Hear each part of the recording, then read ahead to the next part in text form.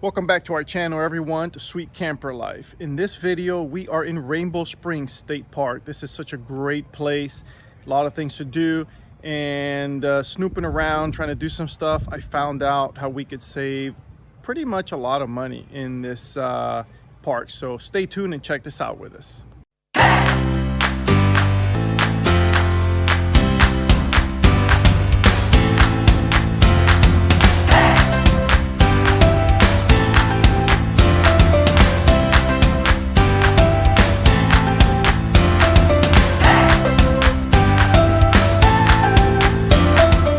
Getting ready for this trip, Jenny did a great job decorating the trailer for summer.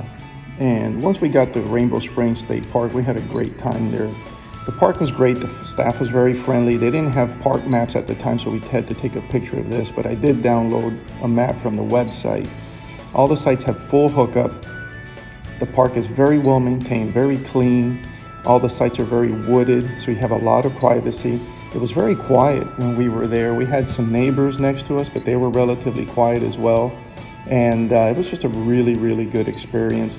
They do have washer and dryers there for a total of $3. I believe it was $1.50 for the wash and $1.50 for the dry or something like that. I ended up doing laundry there, but I messed it up because apparently I used not enough laundry detergent. So the clothing didn't come out as clean as they would have come out of if Jenny would have done it, but that's why she handles most of the laundry, so I don't mess this up.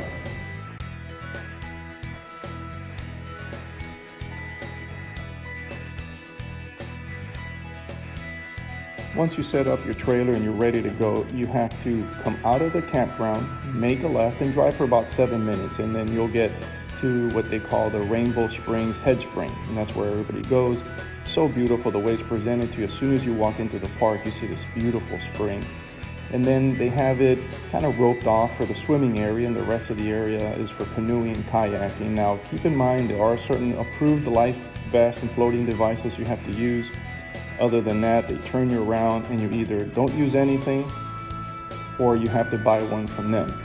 Thought it was pretty silly, but I'm sure there's a good reason for it. Now, when we got there, it was still early afternoon and the place was absolutely packed. It was hot, summertime, kids were out of school. So what we decided to do is just check it out, take a look around, and then do other stuff and then come back. The water was cold. It's still about 72 degrees, which is pretty typical of these springs. You jump in there and if you're not used to it, it does tend to take your breath away. But as you walk over to rent kayaks, you see these little springs that are just so beautiful as well. They can rent kayaks, they can rent canoes. Some of them are clear, so it's pretty cool that you get to do that. I found that the single kayaks and canoes was affordable. The others were a little expensive for the tandems and stuff, but either way, it's just a nice place and it's not a bad thing to support the state parks. So we did that. We went for a nice cruise down the river, Rainbow Springs or Rainbow River, and then after that we went for a walk, and they have all these falls there. Now at first you would think these falls are natural, right? But they're really not. They're actually plumbed. So they take water from the Rainbow Spring River, or Rainbow River rather, and then pump it through here, and then it flows back down to the river and they circulate it back again. Either way, it's just a really nice experience to check this out. If you're into pictures and selfies and social media stuff, this is a nice place. You can take your time. I believe there's 3 or 4 waterfalls in there. Each one is unique, but they're all essentially pretty similar. But it's just a nice walk.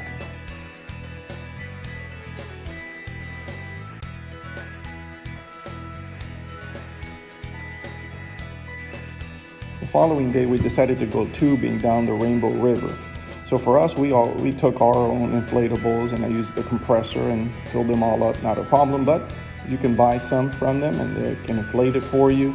And so the idea here is you just take your tube, whether you rent it from them or bring your own, walk down this walkway, and then you go ahead and you launch your tube. And from there, it's time to sit back and relax. Just such a great place. We really enjoyed it. It was so hot. The water was nice and cold, and it was just really refreshing. Now, one thing we did find is there's a tram that goes from the campground to the tubing area, the Rainbow River tubing area. And in order to get there, it's either a really, really long walk or you can drive there. The problem is the tubing area drops you off up the river and then they pick you up downriver. So you have two options. You can either pay as a non-camper $22 per person to get the tram ride back. In our case, it was $66. Or if you're camping, you buy a bracelet at the camp registration office, the check-in office, for $10. And it's per person, and that's for the tram ride back.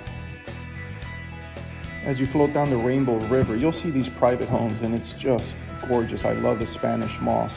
And along the banks, as you drift down on the left side, you'll see these white little pools on the banks. And so we hung out in a couple of these. It was just really nice, kind of out of the way. You see people drifting by, tubing by, and these are all shallow, about waist deep, and just really pretty. I was able to take some pictures and videos underwater of some fish. And then once you get to the end, you'll know, because on the right side there is a metal Christmas tree looking structure, and then a few hundred feet past that on the left is the exit for the tubing. And the tram will pick you up, and first they drop you off at this first area, which is where the non-campers will go, or if you take your own car and park here, which is where it costs you $22. They drop them off. If you're going back to the campground, you stay put, you take this nice cool ride, although I gotta tell you, that tram is really loud. It's all the aluminum, it's just banging around, but it's cool, it's not a big deal, just thought it was interesting. And then they pull you up to the registration office, you jump in your car, head back to your campground, and you're done. Now, once you're here, I highly recommend driving, I don't know, I think it was about 30 minutes over to next to Silver Spring State Park. And there's a restaurant called El Toreo, and it is a Mexican restaurant. If you guys like Mexican restaurants, Mexican food, oh, this place is so good. So when all is said and done, this was a great park. Once again, it's a Florida State Park. You can't go wrong. We highly recommend it. Definitely go in the summertime if you're not used to cold water, but it was great campsites, great amenities, a lot of things to do, everything's close by, and it's a small little town called Denellen, not a lot going on, so it's still pretty cool. Thank you guys so much for watching, and we'll see you again in the next video.